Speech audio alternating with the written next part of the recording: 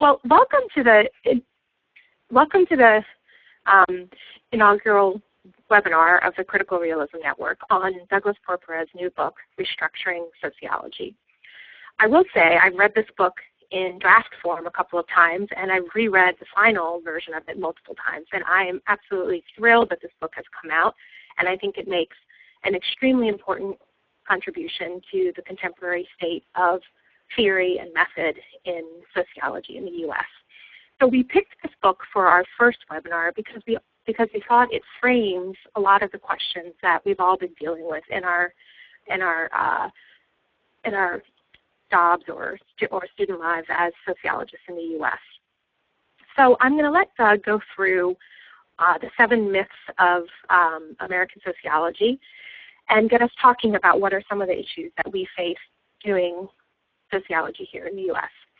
And at the end of this presentation, as I mentioned earlier, we will have time for questions and answers using the Ask a Question button and possibly also the chat button. So without further ado, I welcome Doug Porpora from Drexel University, who in fact is probably the American sociologist who's been most involved or been involved the longest with the critical realism movement that started mostly out of the UK in the late 1970s, early 80s. So Doug has been very active in critical realism for a long time, and I think can provide great insights for us. All right, Doug. Okay, thanks, Margarita. I want to thank Phil and Tim and Laura, too, for helping set this up. So I'm just going to talk for a few minutes, maybe 15, 20 minutes, to gather the points together and then open it up for discussion. So Tim, can you give me the next slide? Okay, so I thought I would start with something personal about me. And last year I walked the 500 miles of this pilgrimage, the Camino de Santiago. And I was being followed by colleagues and my family and friends on Facebook and people I never even knew. And somewhere along the line, after 16 miles walking in the rain, I said to my friend I met from Germany, I said, oh, you better take a photograph of me. And he told me to smile. I said, oh, my wife's not here. She always tells me to smile. I'm not smiling. And that's what you see. And everybody thought it was next to death. If you looked at the PowerPoint, you know at the end that I wasn't. So okay, next slide. So when we started the Templeton project, which through which this summer seminar is being funded, I was charged to write a introduction to critical realism for sociologists and write it quickly, which I did. And I wanted something that would both introduce people to critical realism and possibly serve as a general approach to philosophical issues in sociological theory. I deliberately adopted a kind of irreverent or subversive tone in the book. And so if you dish it out, you should be able to take it. So please feel free. If you have acute objections to what I said, feel free to respond. So the first chapter, I also kind of made out like it was targeted against American sociology, which it largely, although not entirely, is. So that's the book in brief. Next slide, Tim. So what is critical realism? There's two things I want to say in conjunction with this slide. First of all, that critical realism is not itself really a sociological theory. It's like a meta-theory, like positivism or postmodernism or post-structuralism maybe, although that might become something of a theory. And it's like the philosophical presuppositions behind many different approaches.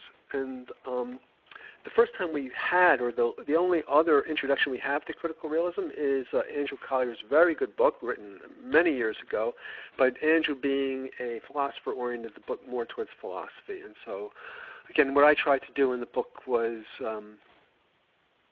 stay close to the kinds of sociological readings that I thought sociologists would be familiar with. Okay, next slide.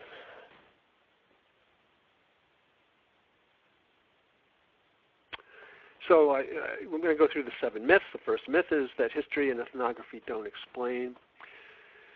And I think that this is largely due in sociology to the dominance of the covering law model, which equates causality with universal laws. And if you need universal laws, then they must hold generally over some domain. And so you need to establish generality, which means that you're going to favor statistical methods over what appear anecdotal, such and singular events and singular causes, as you find in ethnography and history. So critical realism, with its emphasis on mechanisms and causal powers, really breaks with this, and with that break, you get a new understanding of both ethnography and history as causal as well as descriptive. Next slide. So there we have Max Weber appearing very dapper, who told us that the appropriate posture in scientific social research is value neutrality. There's a number of problems with this approach. Let me say this. According to Dante, the gates of hell are reserved for those who, in times of moral struggle, opt for neutrality. The implication being that neutrality is not itself a value-neutral position. And if neutrality is not a value-neutral position, there is no value-neutral position. You can't escape some type of evaluative approach. And Andrew Collier, again, the philosopher I referred to earlier, made the point that being objective is being true to the object you're examining or talking about, and the equation of objectivity with neutrality is a false one. What you really want to be is true to the object. Okay, next. In myth 3, there is no truth. Everything is socially constructed. All is relative. So critical realism stands with Scully and Mulder. We think the truth is out there. For one of the things, as you probably have already come across in the book, is the problem of performative contradiction that we understand better now through Searle's speech act theory, that assertions are a speech act that presupposes the truth of what you're asserting. So it's very hard to assert there is no truth without asserting the truth that there is no truth, which is a contradiction. The denial of truth also undermines any kind of moral claim we would want to lodge, because if you're making a moral claim, part of its binding nature on us depends upon its truthfulness.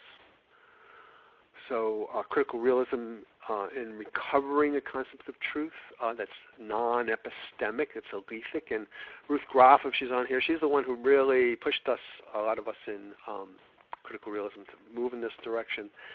And even Roy Bhaskar hasn't fully moved in this direction, but many of us in critical realism have in accepting what's called an alethic conception of truth. Next. Durkheim, right.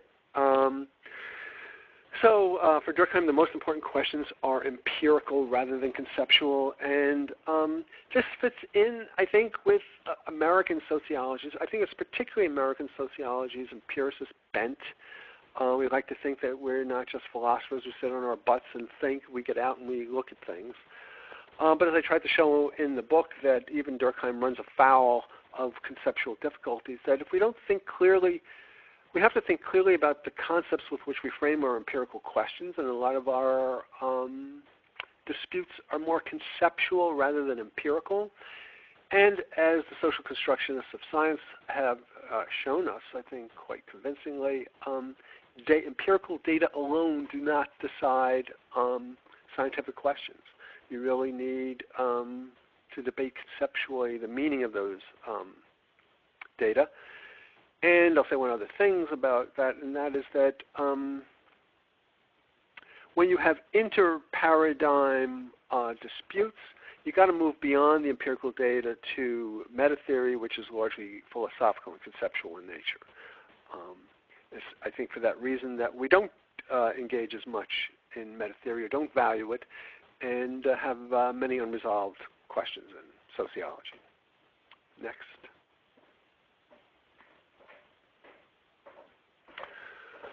Okay, so I call it a Cartesian Cozito. We don't really in CR accept Descartes' ontological dualism.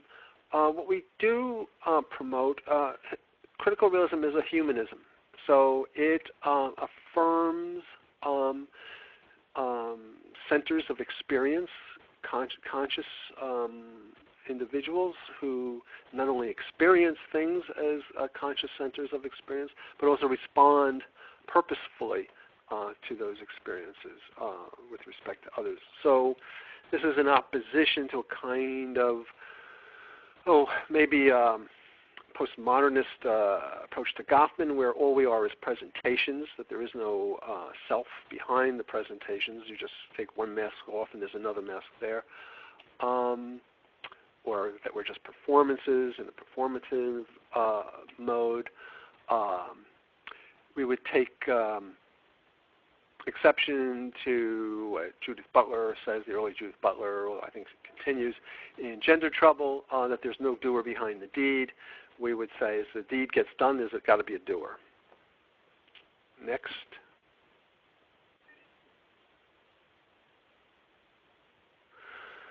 So one of the things that has occupied a lot of my work in the past is trying to resecure structure as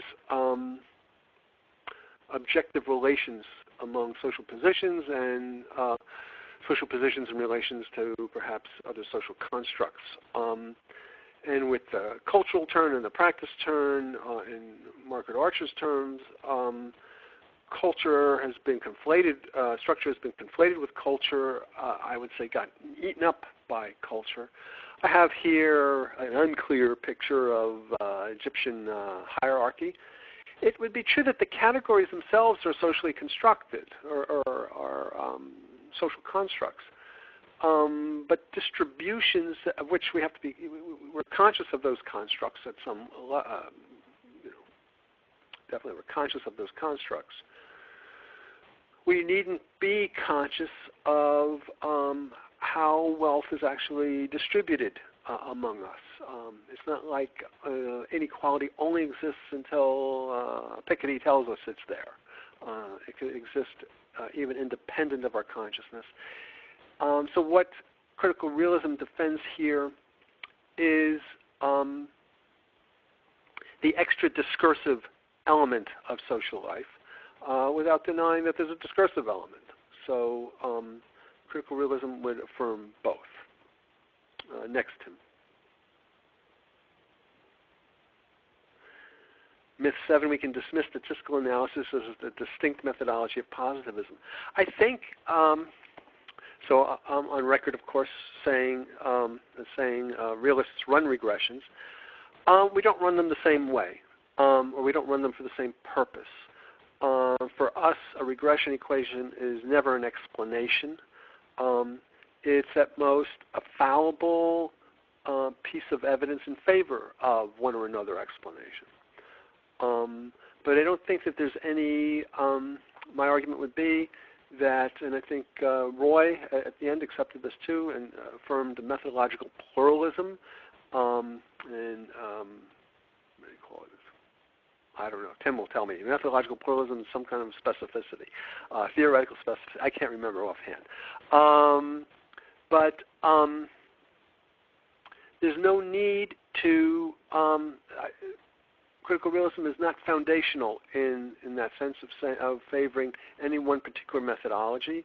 The methodology should fit the question, and there are many different kinds of questions. Questions of counts or questions of mechanism, causality, how things work. And I think they're two very different kinds of questions. Okay, last slide.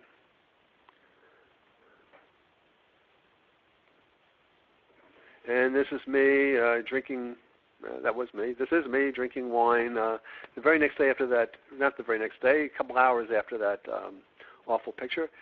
And I've learned my lesson. When a picture is taken of me, I will smile. All right, thanks.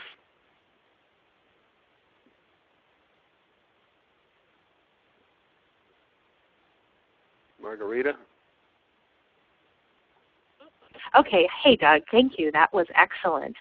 I'm going to just remind people of the different ways that they can send in questions, and then I'm going to ask a question or make my comment myself while questions come in. Oh, they're already starting to come in. How exciting.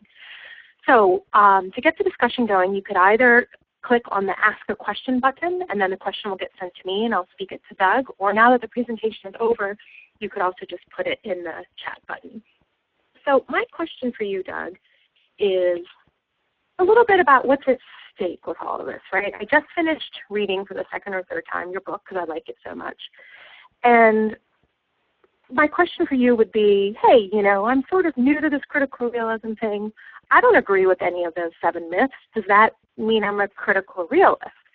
You address this question a bit in your final chapter when you present the chart comparing critical realism to pragmatism, to interpretism, to other schools of thought in sociology. And you say, well, you know, if you actually agree with what the chart says, it does make you a critical realist. So my question is kind of what's at stake here in adopting the label, yeah, I'm a critical realist, because I think for me, who's relatively new to this, I agree with what you said in your book, that the language of critical realism helps me express philosophically why I don't agree with these 7 myths. But then taking the jump to say, well, okay, then I'm a critical realist, it still leaves me wondering. Kind of, do you get where I'm going with my question, Doug? Yes, yeah, no, it's a good question. I don't know if I have a fully good answer to it. I guess I would say on the one hand, which I do say in the book, is if you don't want to call yourself a critical realist, I don't know that you must call yourself a critical realist. I don't know anybody must call themselves a critical realist. I don't know why you wouldn't call yourself a critical realist, but maybe we could have that discussion. What's gained, what's lost by not calling yourself a critical realist? Well, I don't know what's gained. Let me say what's lost. So I guess your question makes me ask a question in turn. What's the point of labels? And I think the labels, we label ourselves to understand coherently where we're coming from. So the critical realist position, all of these positions have an inner logic that coheres. They're not just a set of independent points, but they come from a more basic understanding that, so when you get rid of, let's just say, when you get rid of the covering law model of explanation, then when you explain things structured, what you've also got rid of is any kind of determinism that would link even the material domain with the non-material domain. So for many people, they've resisted any kind of structural explanation because as long as explanation was tied to a covering law model, to begin an explanation with material circumstances seems to link us into determinism. Mm-hmm. So once you overcome the covering law model, you can reintegrate the non-discursive. You still have an affirmation of people behaving according to reasons that the post-Wittgensteinians were trying to affirm. You still have culture, and you still have, what you have is agency. So you have agency and structure together. When you reject the epistemic account of truth, you recover truth claims, which is going to be important, as I said, in terms of your moral critiques or the moral import of what you're saying, and important to any kind of assertion that you're making. So I would say the point of having a label, one point of having a label is that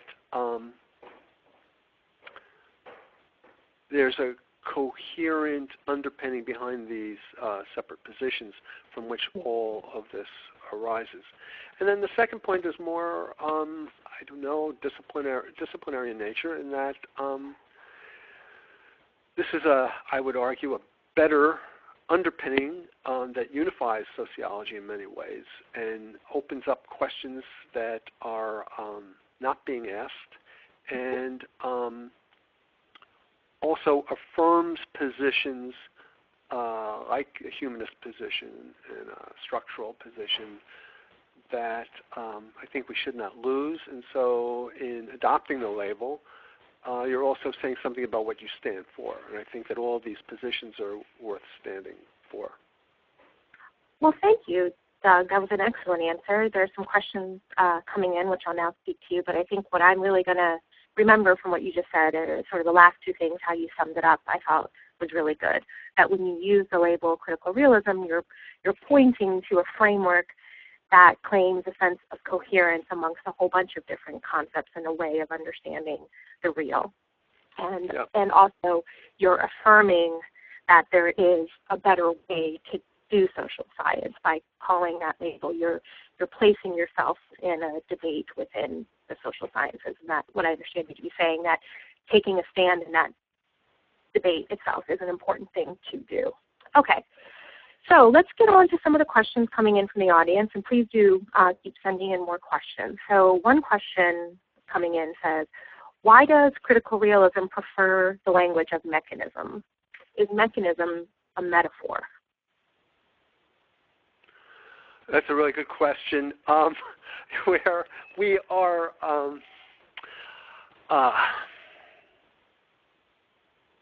we inherited it. Let me say that we don't think that mechanism, and I'm at some pains in the book to deny that mechanisms means anything necessarily mechanistic. So the question is, well, then why use it? Well, it was a word we originally adopted, I think that Roy originally adopted, and made sense because what we're talking about, if you look at Babby, actually, or one of these textbooks, they usually give us the different criteria of causality, and they're usually all empirical. Sometimes, though, there will be a fourth criterion of causality that will be mentioned, and it is conceptual, and it's plausible mechanism. And in that context, what plausible mechanism means is, well, you know, in classic method stories, what is it, ice cream cone consumption and the murder rate. How do you know that ice cream cone consumption has nothing to do with the murder rate? You don't know this. All students know right away that ice cream cone consumption has nothing to do with the murder rate. And how do they know it? They don't know it based on their past experience with statistical studies showing that it's a false correlation. They know it because there's no plausible mechanism linking ice cream cone consumption to the murder rate. So it comes out of that context where we start talking about a plausible, causality, the root of causality is X causes A causes B if A makes B happen. So what we mean by mechanism is by virtue of what does A make B happen. Now let me just say that again, Ruth Groff has been pushing us to use terms like causal powers more, and I have moved some in that direction myself on her urging. I think Phil has too. I still think that there's some use for the word mechanism as when we want to untangle the interior and say, well, what are the parts and how does it all fit together, and you have a kind of a mechanism. But we don't mean anything mechanistic by it necessarily. Okay, well, thank you for that, and I'm sure we'll hear more about causal powers from Ruth herself because, in fact, we're going to have another webinar with Ruth Groff on August 5th at 1 p.m. EST, and Ruth will be there helping teach the summer seminars. Great. So another question that's come in is, can you say a little bit more about how this perspective addresses issues of collective intentionality. That is, a class of objects that may have no physical presence, but do depend on the consensus, at least, of groups. Well, I think that's a wonderful question. I really like that question because collective, what was the term was used? Collective, I don't know what it was, collective, was it collective agency, Margarita? It was actually collective intentionality. Collective intentionality. Okay, collective intentionality. Depends on the consensus of the group, yes. I've always been, my work has been actually very rooted in collective responsibility, and so I'm interested in collective intentionality. Maggie Archer and Pierpaolo Donati have just written a book exactly on this question, addressing this question, called The Relational Subject, which I think is really good because it kind of sidesteps,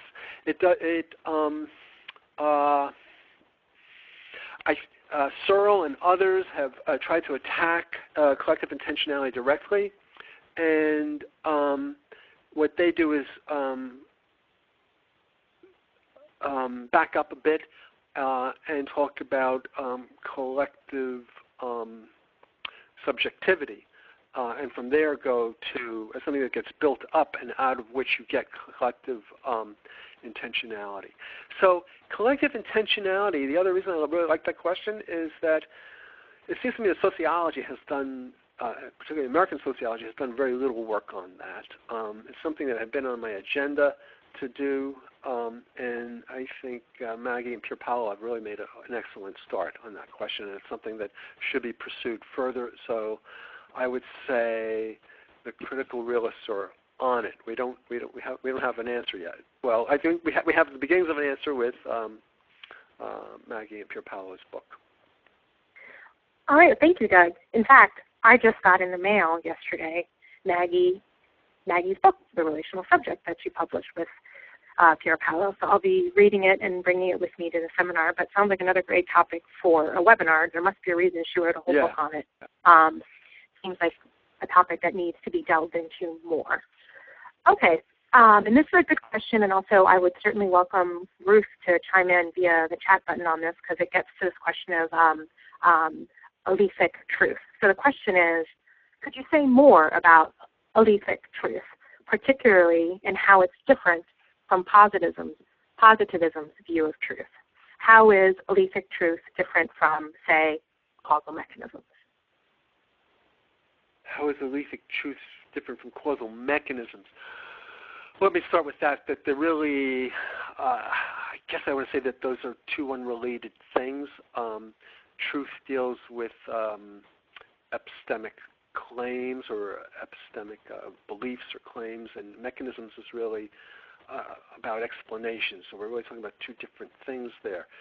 The difference between alethic and epistemic truth.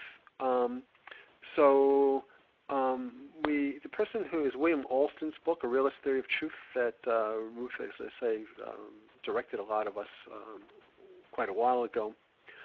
The difference between the two kinds of truth is the truth maker. What is it that makes a claim true? On a foundationalist account, it would be you would start with some kind of like a Cartesian account, some kind of indubitable, self-evident truth, and that you would build logically from that to get to some, based on a method that was each step of which guaranteed certainty, and you arrive at then at a truth claim that was certain, and in that certainty of the truth claim, you would have the truth. That sounds very abstract. Let's take pragmatisms or Peirce's or Habermas's notion that truth is what you arrive at, what science arrives at through consensus in the long run. Well, consensus or certainty are epistemic states. And so if it's your method of arriving at truth that makes, if your truth maker is the method by which you arrive at a claim judged true, then it's an epistemic approach to truth. You're saying how we arrived at what we arrived at is what guarantees truth. The alethic view, and alethic is just another word for truth, the alethic view says, so if the first view is epistemic, the alethic view is ontological. What makes a claim or belief true is its match with the world. You know, as I say in the book, if I say I think I left my keys in the car, and sure enough the keys are there in the car, then that's a match with my belief matched the world. So what makes the claim, the belief, the hypothesis true is the world, so it's ontological. Now you can say, well, how do you know what matches the world? Well, that's a larger question of I don't know what chapter it was in mine, 3, I think. And that's an epistemological question. Thanks, Doug. Yeah, I thought that was a really great question and a good answer. I do remember seeing that point. I did see that point in your book, and I thought it was really interesting that what you just said now, that if the method of how you get to truth can't be a criteria for establishing what is true, right? So that I thought was a really good point. And I think that for positivism, it is implicitly. And also, I just wanted to say that Ruth has chimed in on the chat button that she's going to say more about this in the webinar that she does. And it's a big question. It's an important one, and it's a deep one. But I do think it's a really good one for us to go more deeply in the webinars and in the seminar, because I do think the working definition of truth most people associate in sociology with is some kind of practical or applicable, some kind of method, not one that refers to reality or ontology, which is why I think in your book, Doug, you kept saying that most other definitions of truth end up being epistemic, because it's about how we know the world, not what is true of the world. So, yeah. And so the other thing, just to be sure to point out to you, that that Ruth has also addressed this issue in the Critical Realism Dictionary. There's an entry on truth where Ruth has written precisely on this question. Okay, now we're getting to a question that I myself had, and so I'm very glad someone brought this up. The question is, I'm curious what Doug means in his book by the causal criterion of existence. Does this mean that things without causal properties don't exist? And I must say, I had that exact same question when I was reading your book, because I thought that critical realism claims that things can be real and even have causal powers, even if we don't see their impact. Yet in the book, a couple of times, it sounded like you were saying that the way we know something exists is because we can see its causal power in operation. So I think that's the question. So does this mean that things without causal properties don't exist if we accept the causal criterion of existence? Okay, I'm really laughing here and wishing I could say, Ruth, help. This is actually a pretty deep philosophical question that Ruth has spent a lot of time on. I can't answer it as well as she can, but I'm going to give you my answer. Critical realists often talk about the causal criterion of truth. What we mean is that unobservable things that you can't observe, could still exert a causal effect. So what comes to my mind, for example, is in cosmology, the view among many physicists right now that there are multiple universes. Ours is just one of many universes that are too distant from us in time and space that we could never, in principle, observe them. But it's possible. So you could say, well, if you can't observe them, and some of the physicists complain that this is just a bunch of nonsense, then if you can't observe it, it's not science. I don't think they're actually right. I'm not a fan of multiple universes, but I don't think that this complaint is right. If, in fact, there are traces of the process that would have created multiple universes in our universe that you can observe. You can observe the traces of these other universes. Even if you can't observe the universes themselves, that would be a good warrant, I'm not saying it's knocked down, but a good warrant to believe in the existence of those universes. More down to earth, I suppose, is the discussion. So, as I say, the one that amuses me more is in Babby's research methods for people in communication, he tells us love doesn't exist because you can't observe it. You can observe people holding hands and kissing and whatnot, but love doesn't exist because it's a non-observable. Well, what causes all those things to go together as they do? I think that you have to posit some theoretical entity which causes it. And so the point about the causal criterion of existence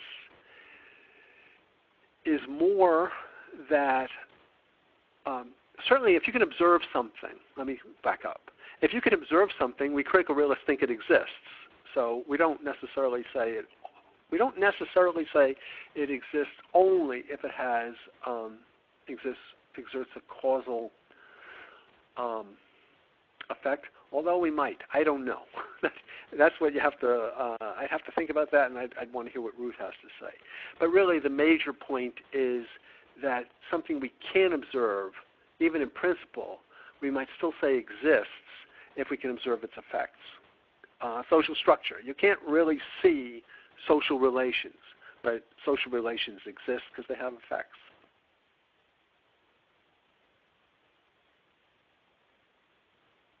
Okay, thank you, Doug. In fact, Ruth is happy to help. She added a couple of notes in the chat box referring both to some pieces she's written as well as to some of the disagreements that you and she have both had with Roy's use of the word alethic truth. So I can tell you we will definitely be hearing more about this from Ruth. She's going to have to get going in a couple of minutes. But we're going to keep going. We've got another question, and then we have at least, I think, 2 more questions.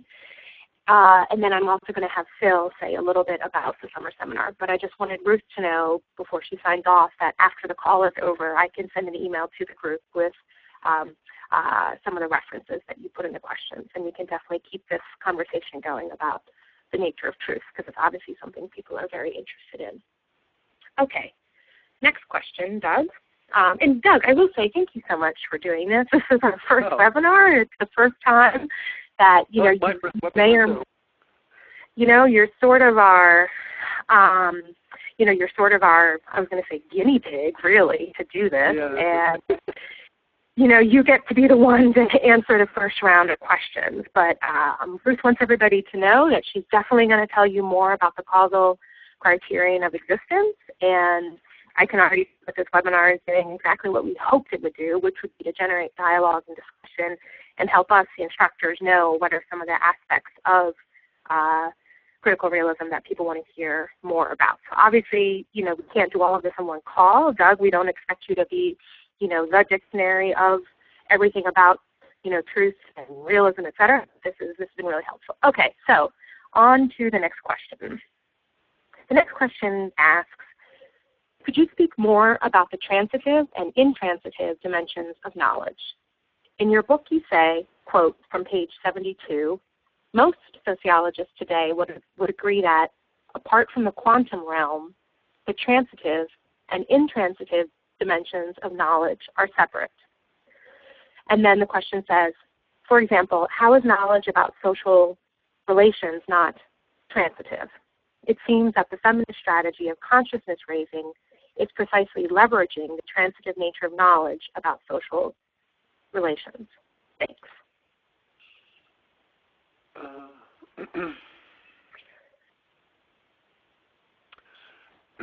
So as Roy the distinction between the transitive and the intransitive, what I go on to say in the book is I make a distinction between the object of knowledge, the content of knowledge, and the subject of knowledge, and that these are three separate things, at least when it comes to knowing that. I've just been reading Taylor and Dreyfus's book, and I still think that's true, but they're giving me some pause. On practical knowledge. But with knowing that, theoretical knowledge, we make a distinction between the object of knowledge, the content of knowledge, and the subject of knowledge. The subject of knowledge is the knower. So what is it that the subject knows? So the transitive dimension refers to the content of knowledge. So in the book I talk about, and I'm talking in reference to some comments that Isaac Reed makes. The intransitive does not necessarily mean permanent in time, but so I say trilobites existed at one point in time. That's the object of knowledge. Trilobites is the object of knowledge. It's intransitive in the sense that as our knowledge changes of trilobites, the trilobites themselves don't change. Or to use a different, maybe a more helpful example, when we when we come into possession of DNA evidence and find out that somebody is innocent of a crime for which he was convicted, the object himself, him and his innocence, don't change at that point. What changes our knowledge. So knowledge changes over time, and our knowledge of things is the intransitive dimension. I'm sorry, our knowledge of things is the transitive dimension. What we have knowledge about, the object, is intransitive. Now, the question speaks about self-transformation or transforming others, maybe in a Paulo Freire type of thing. But let's just talk about self because I use that example in this context. So for me to change and transform myself, to transition into something else, I first have to know who I am to start with. And my knowledge of who I am to start with, that's the object of knowledge, and that's intransitive. Who I was to start with doesn't change when I transform myself.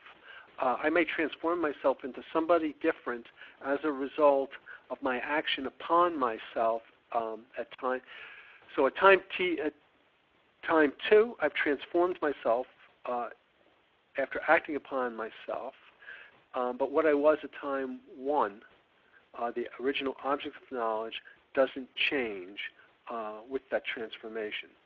So, what I was doesn't change. What I now am does change. So I don't think there's any, in the way that we use those terms, I don't think it precludes self and transformation.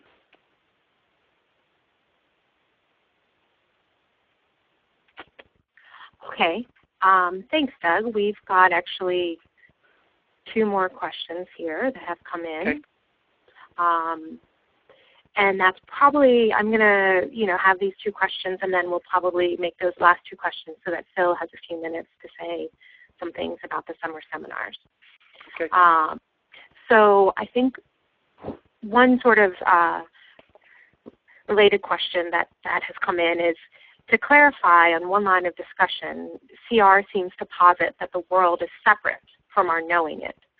So the question is, could something exist and yet be unknowable? If so, what would be its status? Would it be real?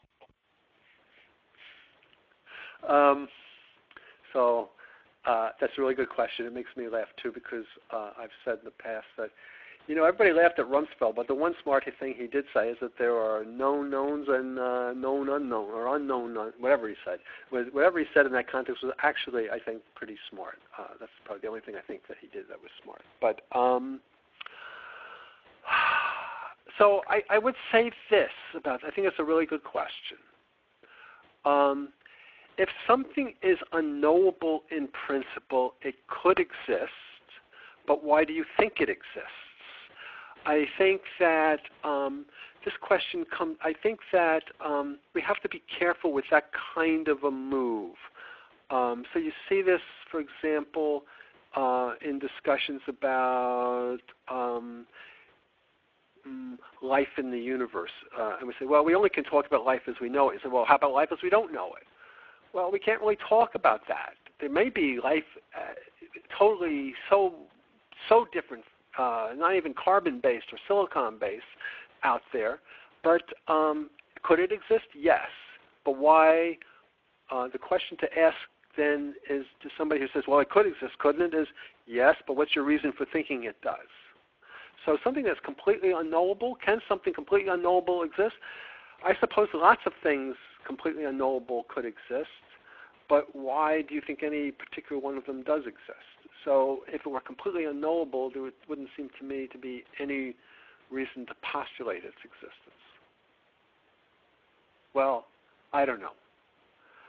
You know, in certain theological traditions, you say that there's certain aspects of God, in the Kabbalah, there's certain aspects of God that are completely unknowable. You can only approach it through negative theology.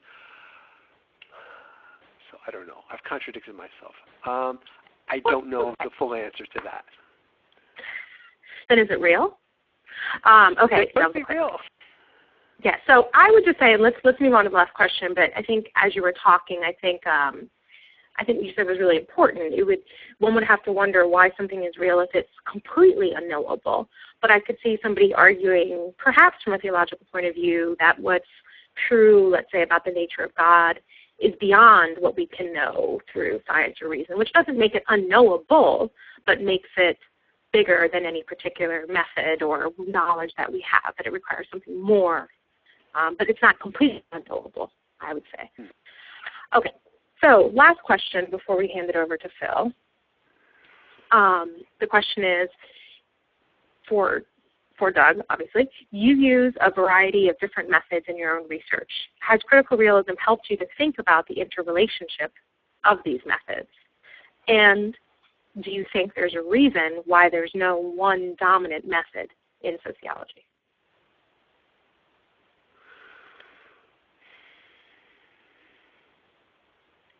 So I think I was a critical realist in my bones before I actually got adopted by the critical realists like in the 1990s when they saw something I read and said, "You're really a critical realist." I said, "Oh, I guess I am." So I had inclinations in that direction. Critical realism definitely has helped articulate for me why one can use multiple methods. So definitely it has made me more self-conscious about the legitimacy of using multiple methods. I think, so what I say in the book is actually different moments of research. There's unpacking a mechanism that's kind of like a description, and that ethnography is particularly good for. You know, or just if you think about the invisible hand, Adam Smith's invisible hand, or if you think about the DNA molecule, it's like the discovery of the DNA molecule is a major scientific discovery, as is the structure of an atom. Well, those are descriptions. Those aren't really, they're not really causal hypotheses. They're both mechanisms that have causal properties, but they're both descriptive. So I think description is really an important aspect of science that we've allowed we've tended to marginalize. And sometimes, like in my research, and Isaac Reed says something similar, it's really important just to find out what exists in some cases. Even apart from explaining it, just to say, wow, here's something that exists that we hadn't known existed, and its existence is important. So pure description, what we might call pure description, I think is much more scientifically important than we've decided. Hypothesizing a causal mechanism and explaining how it works is another aspect of critical realism.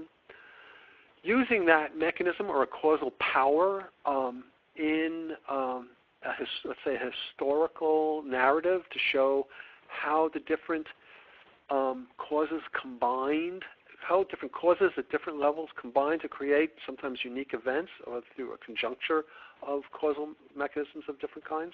That's a very different kind of an enterprise. And then arguing about different causal accounts and which one is right, where you use different kinds of statistical methods as well as all kinds of other methods.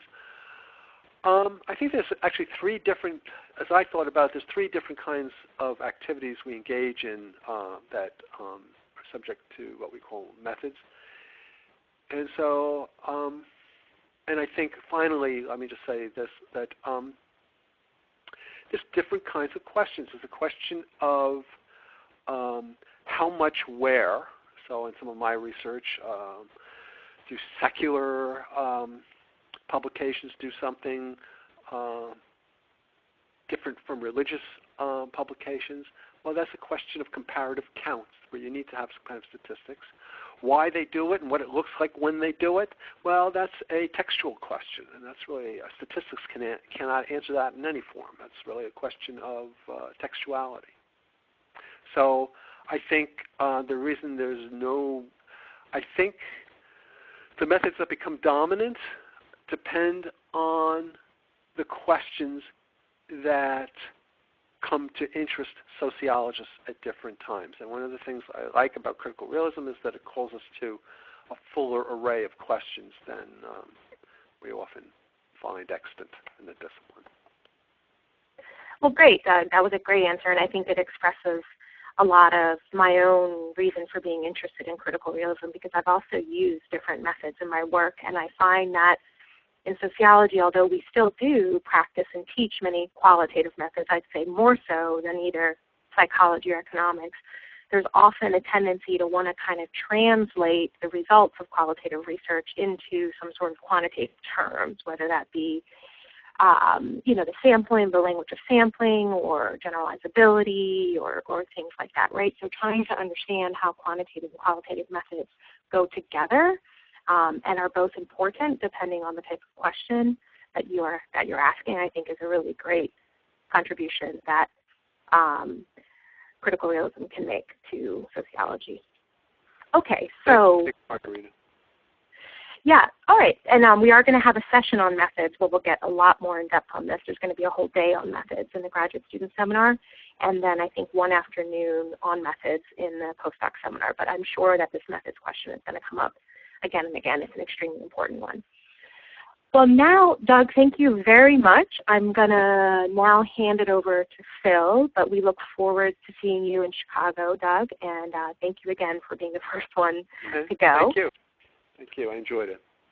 And okay, so Phil is going to say a few words about the summer seminars, and also this would be a great time if you have questions about the summer seminars. You can also send those in, and I'll make sure Phil gets your questions. Hi, everybody. First, I just want to quickly thank Doug again for leading off, and I also wanted to thank Margarita for moderating the discussion, and also Tim Rutzow, who's been in the background making sure that all of this works well on the technological level.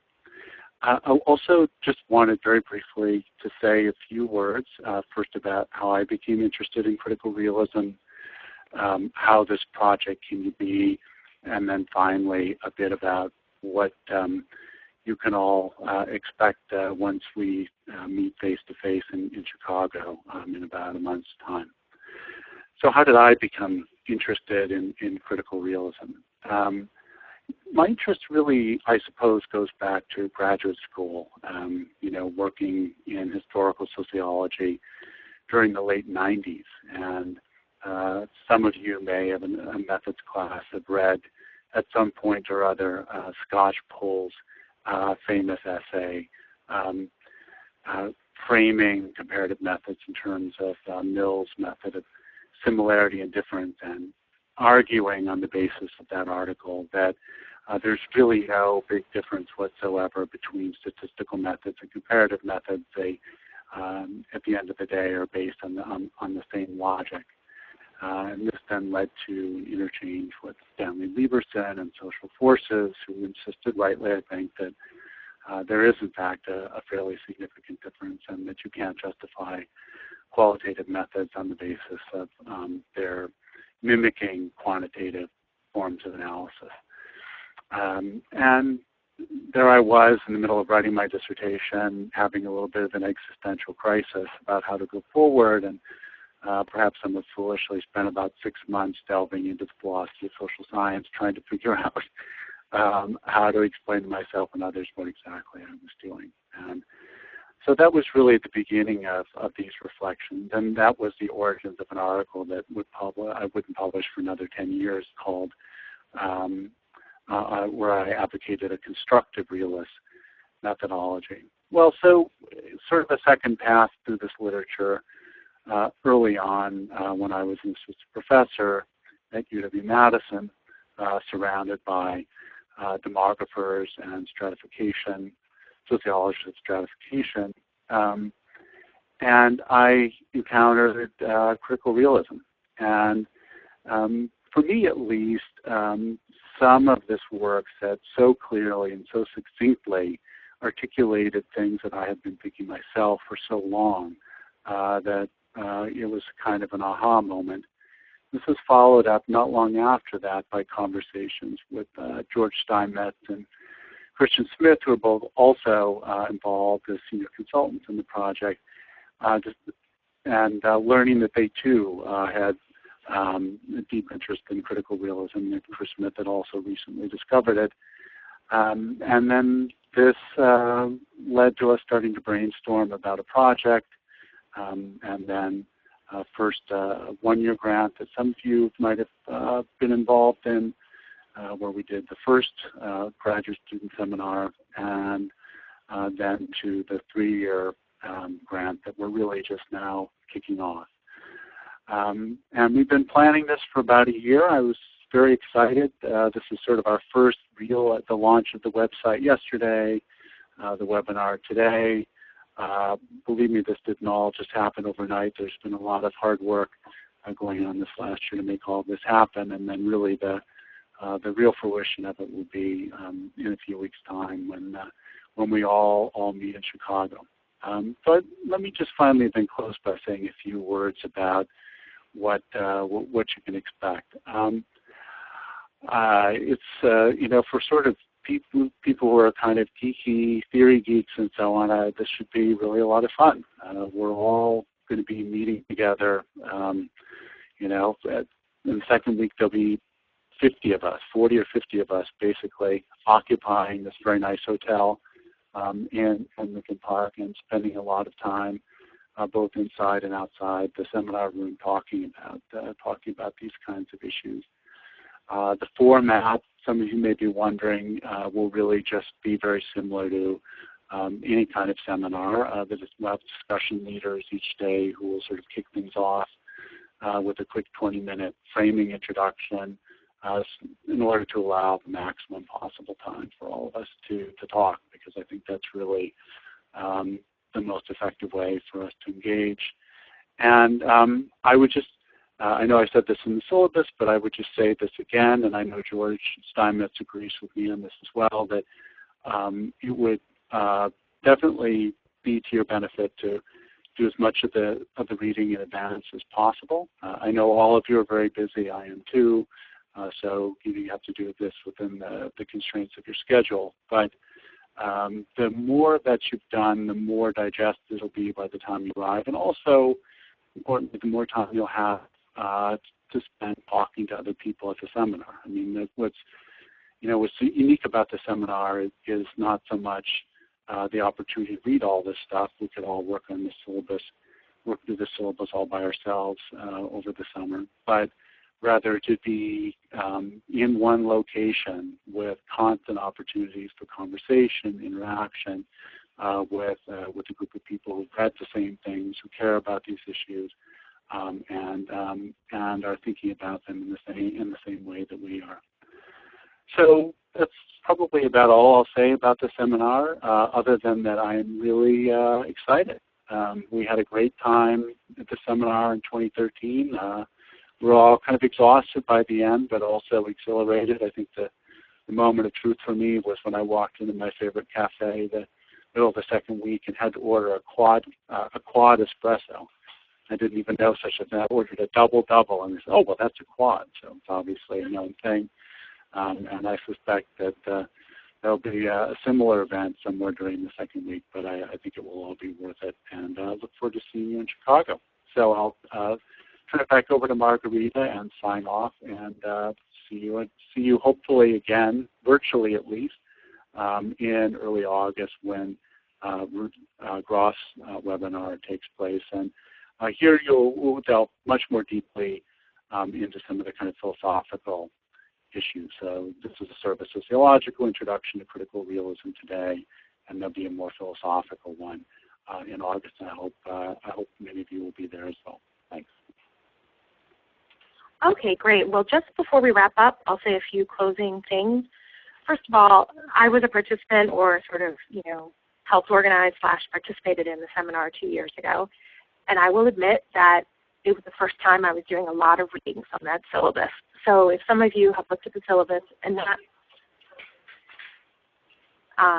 not recognized many of the readings, I don't think you are alone. And just keep in mind that, Doug Porpora, Phil Gorski, and myself, it's all been a journey to understand the many different components of critical realism. So while we want and hopefully expect you to do or to start doing many of the readings before you come, it really is important for us all to be together and engaging with the ideas and concepts. We by no means think that by the time you show up in Chicago you will have mastered what is critical realism.